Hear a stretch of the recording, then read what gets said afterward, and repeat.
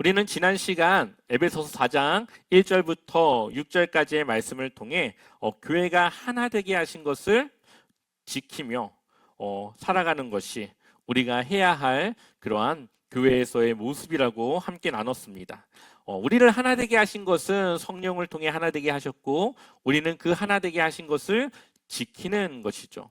그것을 지키기 위해서는 성령님의 그 한 분 성령님의 그 역사하시는 그 일에 우리가 함께 마음을 모아 하나님의 일을 이루는 것입니다. 그것을 위해서는 우리가 겸손과 온유, 오래 참음과 사랑을 통해 이 교회 안에서 그 하나됨을 지켜가야 한다라고 말씀드렸습니다.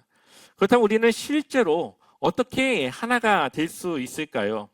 오늘 본문에는 그것을 어떻게 해야 되는지 그 답을 우리에게 주고 있습니다. 우리가 하나 되기 위해서는 그냥 힘쓰는 것이 아니라 함께 해야 하며 함께 자라가야 하고 함께 협력해야 된다라고 말하고 있습니다. 세상은 내가 자라면 되지고 내가 성장하면 되지만 교회는 다 같이 함께 공동체가 해야 한다라고 말하고 있죠. 그 이유는 우리가 주인공이 아니라 예수 그리스도를 중심으로 우리가 함께 모였기 때문입니다. 교회의 성장은 결국은 나에게 주신 은사와 나에게 주신 은혜를 내가 어떻게 그것을 사용하느냐에 달려있다라고도 말씀드릴 수 있습니다.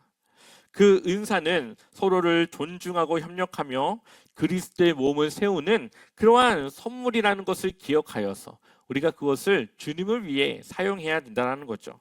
오늘 7절 말씀을 한번 읽어볼까요? 7절 말씀 함께 읽어보겠습니다. 그러나 하나님께서는 우리 각 사람에게 그리스도께서 나누어 주시는 선물의 분량을 따라서 은혜를 주셨습니다. 아멘. 이 구절에서 좀 중요하게 봐야 될 단어가 있다면 각 사람에게 라는 말입니다. 하나님은 은사를 주시는데 어떠한 사람들에게만 주신 것이 아니라 각 사람에게 모두 주셨다라는 거죠.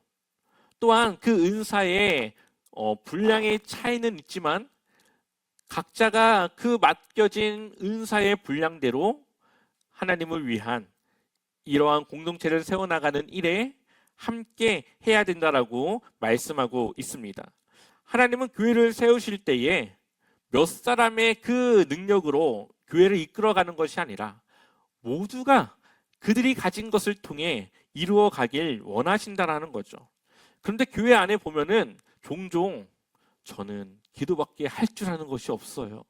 또 어떤 분들은 저는 그냥 가만히 조용히 그냥 신앙생활 하고 싶습니다. 또 어떤 분들은 은사가 없어서 할 줄 아는 게 없어서 이렇게 이야기를 하죠. 근데 돌아보면 기도할 수 있는 것, 기도밖에 못한다는 것, 그럼 그분은 기도하는 것이 은사 아니겠습니까? 그분이 하는 그 기도가 얼마나 이 교회를 세워나가는데 중요하겠습니까? 그분은 그 은사를 통해 교회를 위해 기도하며 또 성도들을 위해서 또 여러 분들을 위해서 기도하는 것이 그분이 교회를 함께 세우며 나아가는 그러한 중요한 은사의 분량이라고 볼 수가 있죠. 또 조용히 교회를 나오고 하는 그런 분들, 말은 많이 없지만 몸으로 행동하고 몸으로 섬기며 그렇게 묵묵히 자신의 자리를 지키는 것, 그것이 곧 그 사람의 은사 아니겠습니까? 누군가는 말은 정말 잘하는데 막상 보면은 그 일은 또 다른 사람이 하는 그런 분들도 있습니다. 근데 반대로 말은 하지 않지만 누군가가 하지 않는 것을 돌아보면서 그 일을 묵묵히 해나가는 그 사람은 그것이 자신의 은사고 아무나 할 수 없는 그 일을 하고 있는 것이죠. 그렇기 때문에 모든 성도들에게는 다 각자에게 맡겨진 은사가 있습니다. 대신 그것을 발견했는지, 그것을 자신의 은사로 알고 있는지, 그것이 더 중요한 문제라는 거죠. 그래서 어떤 성도는 말의 은사가 있습니다. 그래서 분열이 일어나는 곳에 그분만 딱 가면은 화합이 일어나고, 사람의 그 갈등을 해결할 수 있는 그러한 말의 은사를 가진 분들도 있죠. 또 어떤 분은 손이 은사라서 뭐든 손만 대면 잘하고 또 뭐든 이렇게 하는 것을 좋아하는 분들도 있습니다. 어떤 분들은 듣는 것이, 또 어떤 분들은 한 사람 한 사람을 환대하고 기분 좋게 환영해 주는 것이, 또 어떤 성도는 세밀하게 누군가를 잘 보살피고 서포트하고 또 교회의 일들을 함께 이루어가는 그러한 분들도 있습니다. 또 어떤 성도는 마음이 넓어서 사람들에게 정말 믿음의 사람은 이러한 마음과 이러한 모습을 가져야 되는구나를 보여주는 그러한 분들도 있습니다. 은사라고 하는 것은 특별히 남들보다 뛰어난 무언가를 가진 것이 아니라 내가 가진 것, 내가 할 수 있는 그것을 통해, 그 은사를 통해 해야 한다라는 거죠. 그 모든 것은 다 이 교회 안에 필요한 것들입니다. 그러한 분들이 각자의 자리에서 열심히 그 은사를 활용할 때 교회는 얼마나 이 좋은 그러한 분위기에, 그러한 사람들의 그 공감대가 형성될 수 있겠습니까? 바로 우리는 그러한 은사를 모두 가지고 있습니다.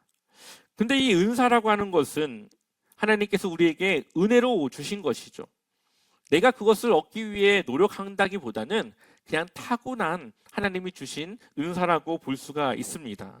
그렇기 때문에 그 은사라고 하는 것은 내가 자랑할 것이 아니라 그것을 통해 하나님의 그 은혜를 나누어야 될 것입니다.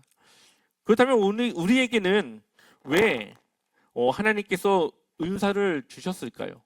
그것은 바로 이 교회를 함께 세워나가야 하기 때문이죠. 우리 한번 11절 말씀을 같이 읽어볼까요? 함께 읽어보겠습니다. 그분이 어떤 사람은 사도로, 어떤 사람은 예언자로, 어떤 사람은 복음 전도자로, 또 어떤 사람은 목사와 교사로 삼으셨습니다. 네. 여기 보면은 지금 현대하고는 조금 이 직분과 역할이 다르긴 하지만 이 초대교회 당시에 이러한 직분과 역할을 맡은 사람들이 있었습니다. 여기서 누가 제일 높을까요? 누가 제일 윗사람일까요? 그런 거 없죠. 각자 하나님을 위해 맡겨진 일에 대한 그러한 것들입니다. 특별한 계층을 이루거나 만들기 위한 것이 아니라 그냥 각자의 역할을 구별해서 하는 것이죠. 여기서 오해하지 말 것은 예언자라고 하는 것. 우리는 예언자라고 하면은 미래의 일을 예견하고 그것을 말하는 그러한 것들을 생각하지만 사실 예언자는 그냥 하나님의 말씀을 전하는 사람을 예언자라고 이야기를 합니다. 성경에서.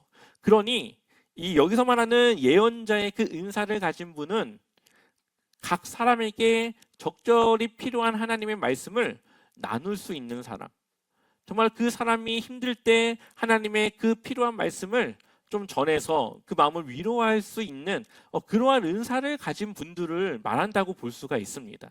그래서 미래를 예언하거나 그것을 보는 그러한 예언자가 아니라 하나님의 말씀을 잘 사용할 수 있는 그러한 사람이라고 볼 수가 있죠. 각자의 역할과 은사를 따라 나누어 놓은 것입니다. 그리고 12절을 보니까 그 봉사의 일을 통해 누구의 몸을 세웁니까? 그리스도의 몸을 세우려고 하는 것이라고 말하고 있죠. 우리의 은사는 하나님이 우리에게 주셨고 그 은사를 통해 우리가 무언가를 좀 더 뛰어난 능력으로 갖기보다는 그것을 통해 이 그리스도의 몸된 교회를 세워가기 위한 하나의 좋은 도구로 사용하길 원하신다는 겁니다. 그래서 우리는 기억해야 될 세 가지가 있는데요. 첫 번째는 지도자의 역할은 성도를 일하게 만드는 것이라는 겁니다. 교회는 소수의 몇 사람만 가지고 운영되는 곳이 아닙니다. 교역자와 사역자만 그 일들을 해야 되는 것이 아니라 그 교역자와 사역자들을 중심으로 모든 성도가 함께 무언가를 함께 할 수 있는 그러한 교회가 되어줘야 된다는 거죠. 그것을 위해 우리는 각자에게 주어진 은사가 있는 것이고 그것을 통해 우리는 교회의 관객이 아니라 함께 동참하는 주님의 지체가 되어줘야 합니다. 우리는 주님의 지체로서 직접 내가 해야 될 일을 해야 되는 것이죠. 그렇기 때문에 교회는 목회자와 사역자를 중심으로 함께 만들어가고 함께 세워가야 합니다. 두 번째로는 은사는 봉사를 위해 주어진 것이라는 거죠. 은사라고 하는 것은 권력이 아니라 오히려 섬겨야 될 것입니다. 또한 은사는 인정받기 위한 도구가 아니라 누군가를 살리고 세우기 위한 도구가 되어줘야 됩니다. 그렇기 때문에 많은 은사를 가진 분들이 있습니다. 뭐든 잘하는 분들이 있어요. 그런 분들은 더 교회에서 많은 일들을 해야 합니다. 왜냐하면 그만큼 은사를 가졌기 때문에 더 많은 일을 하는 것이죠. 달란트의 비유로 본다면 1달란트 가진 사람과 5달란트 가진 사람은 할 수 있는 일에 차이가 있습니다. 그렇기 때문에 마찬가지로 많은 은사를 가진 분들은 그만큼 많은 일들을 하나님을 위해 해야 한다는 것을 기억해야 되죠. 그렇기 때문에 그것이 자랑이 되거나 무언가의 권력과 같은 그러한 높은 그러한 것이 되지 않고 오히려 그것을 통해 더 섬기고 더 낮은 자로 살아가야 합니다. 세 번째로는 그리스도의 몸을 세우기 위한 것이라는 거죠. 결국은 모든 은사와 섬김은 그리스도의 몸된 교회를 세우는 것을 위한 것입니다. 그렇다면 여러분들은 어떠한 은사를 가졌는지, 나는 어떠한 일에 하나님이 주신 은사가 있는지 한번 생각해 보십시오. 그리고 그것을 통해 교회를 세우고 있는지, 아니면 나의 그러한 잘하는 그러한 자랑거리로 생각하고 있는지, 그것을 통해 교회를 세우고 있는지, 아니면 나를 드러내고 있는지, 하나님의 영광을 위해 사용하는지, 아니면 나의 무언가에 인정받기 위한 걸로 사용하는지 우리는 한번 이 시간 생각하고 돌아봐야 합니다. 자, 그렇다면 교회는 어떻게 무엇으로 성장할까요? 우리 한번 13절 말씀 읽어보겠습니다. 함께 읽겠습니다. 그리하여 우리 모두가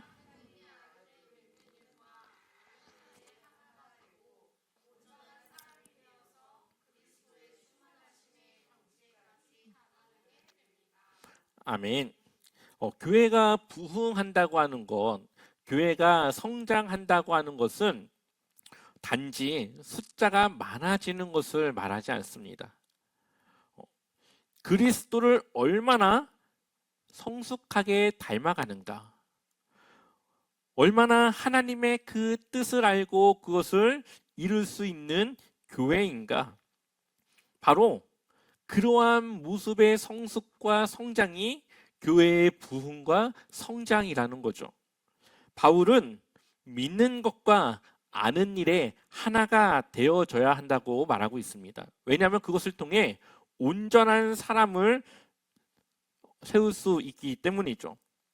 쉽게 설명하면 건강한 성도가 모일 때 그 교회는 건강해지는 겁니다. 그러니 어떻게 보면 교회의 성장과 부흥은 이 교회가 아니라 내가 성장하고 내가 더욱더 성숙해지면 나를 통해 그 교회는 더 성숙하고 성장할 수가 있는 겁니다. 그러니 우리의 신앙의 성장과 우리의 신앙의 성숙을 우리는 이루어야 되고, 그것을 통해 교회가 그만큼의 일을 더 감당해내고 할 수 있는 역량과 그 힘을 키워나가는 것입니다. 이렇게 교회가 세워질 때 그 교회는 흔들리지가 않는 거죠. 교회가 약하면 쉽게 흔들립니다. 그래서 미성숙한 교회는 어린아이와 같은 그러한 교회의 모습이라고 바울은 말하고 있죠. 우리 한번 14절 말씀 읽어보겠습니다. 우리는 이 이상 더 어린아이로 있어서는 안 됩니다. 우리는 인간의 속임수나 견고한 술수와 빠져서 온갖 교훈의 풍조에 흔들리거나 저리 밀려다니지 말아야 합니다. 아멘. 여기 보니까 더 이상 어린아이로 있어서는 안 된다고 말하고 있죠. 그런 어린아이와 같은 그러한 신앙과 그러한 교회를 가진 교회는 쉽게 흔들리게 됩니다. 그 안에서 누군가가 이 사람 저 사람 다니면서 말만 조금 흘려내면은 금방 사람들이 선동이 되고 사람들이 그 말에 현혹이 되어지는 거죠. 이단을 가장 잘 이겨낼 수 있는 방법이 뭔지 아십니까? 내가 구원의 확신을 갖고 내가 그 구원에 흔들리지 않는 그러한 신앙을 가진 겁니다. 그러한 교회는 아무리 이단이 들어와서 흔들려고 해도 흔들어지지가 않아요. 그러면은 포기하고 마는 거죠. 그런데 구원의 확신이 없고 어떻게 구원이 나에게 이루어졌는지 잘 알지 못하고 단지 믿음만을 생각하는 사람들은 이단이 말하는 그런 논리적이고 여러 가지 그러한 그럴싸한 말에 현혹이 되어서 그것이 맞다라고 생각을 하고 결국은 믿음이 흔들리는 겁니다. 마찬가지로 우리의 믿음이 굳건하게 성장하고 정말로 흔들리지 않는 그러한 성숙된 믿음을 가질 때에 교회는 누군가 한 사람의 그러한 흐리려고 하는 그 사람의 그 모습에 오히려 그 사람에게 영향을 더 줄 수 있는 교회가 될 수 있는 거죠. 마치 뿌리가 깊은 나무와 같은 겁니다.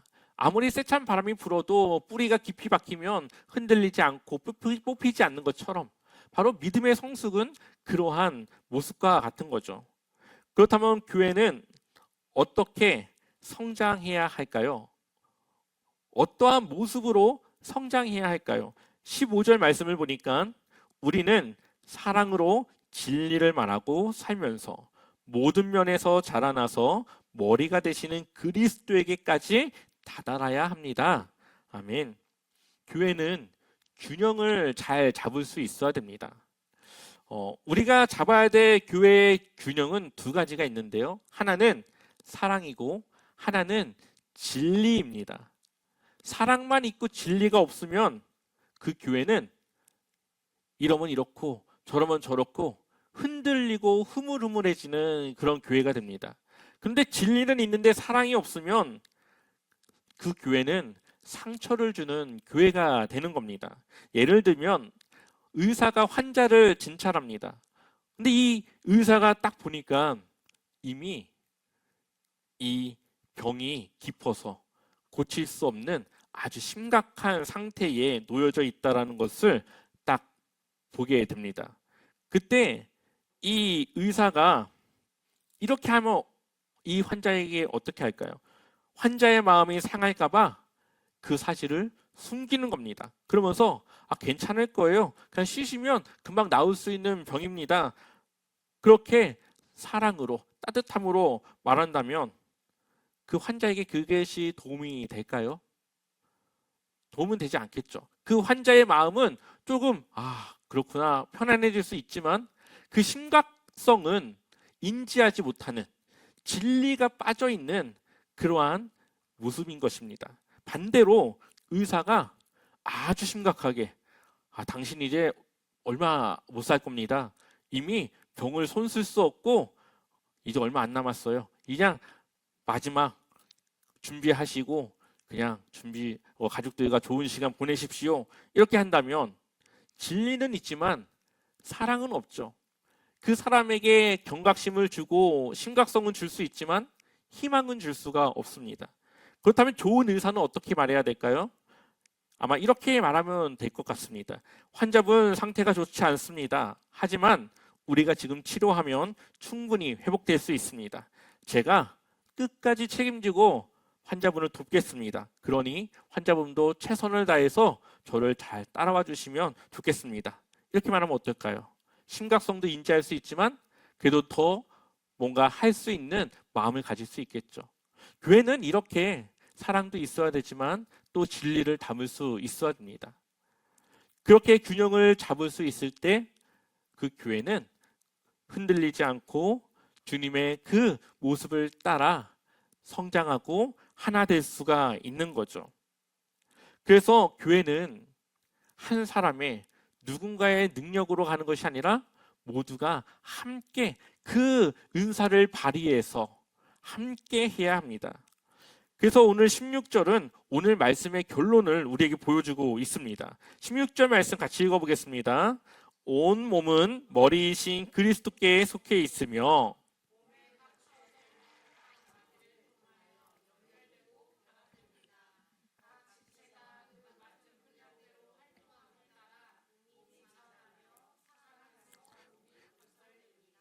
아멘. 온 몸은 머리이신 누구에게 속해 있어요? 그리스도에게 속해 있으며 몸에 갖추어져 있는 각 마디를 통하여 서로가 연결되고요. 각 지체가 그 맡은 분량대로 활동함을 따라 몸이 어떻게 해요? 자라나며 사랑 안에서 몸이 건설됩니다. 그러니까 모두가 가진 은사를 잘 사용할 때, 그것을 각자가 각자의 위치에서 잘 사용할 때 교회는 자라나고, 교회는 주님의 몸된 교회로서 각 지체마다 잘 연결되어져서 그게 한 몸으로 활동할 수 있다는 거죠. 그래서 교회는 스타 한 명으로 자라지 않습니다. 그 교회는 오히려 아주 약한 그러한 교회죠. 교회는 몇 사람의 헌신으로 움직이지 않습니다. 아무리 교회에 부자가 있어서 매달 헌금을 1억씩 낸다고 해보십시오. 얼마나 많은 일을 할 수 있겠습니까? 근데 그 교회는 건강한 교회가 아닙니다. 차라리 다 같이 조금이나마 모아서 함께 하는 교회가 건강한 거지, 한 사람의 그러한 헌신을, 물론 그것은 좋은 헌신이겠지만 한 사람이 아니라 다 같이 해야 하는 것이 교회에는 더 건강한 모습이라는 겁니다. 그래서 오늘 우리가 봐야 될 세 가지 원리는 바로 연결과 결합, 또한 각 지체의 분량대로, 그리고 사랑 안에서 스스로 세운다라는 이 세 가지입니다. 사랑이 없으면 은사가 경쟁이 되고, 사랑이 없으면 섬김이 상처가 될 수 있습니다. 또한 교회의 성장은 바로 이러한 사랑이라는 토양 위에 세워질 때 바로 교회는 건강하게 세워져 나갈 수가 있는 것이죠. 오늘 우리가 기억해야 될 세 가지가 있는데요. 첫 번째는 나는 은사가 없다라는 말보다는 나의 은사가 무엇인지를 한번 찾아보는 겁니다. 두 번째는 다른 사람의 은사를 존중하고 그것을 내가 질투하기보다는 그것을 존중하고 그 사람의 그 은사를 잘 활용할 수 있도록 함께 협력하고 돕는 겁니다. 그래서 마지막이 바로 협력입니다. 함께 협력해야 되는 거죠. 우리가 팀플레이라고 제목을 지었는데요. 저는 야구를 좋아합니다. 그래서 야구를 보면은 보이지 않는 곳에서의 그 싸움이 아주 치열합니다.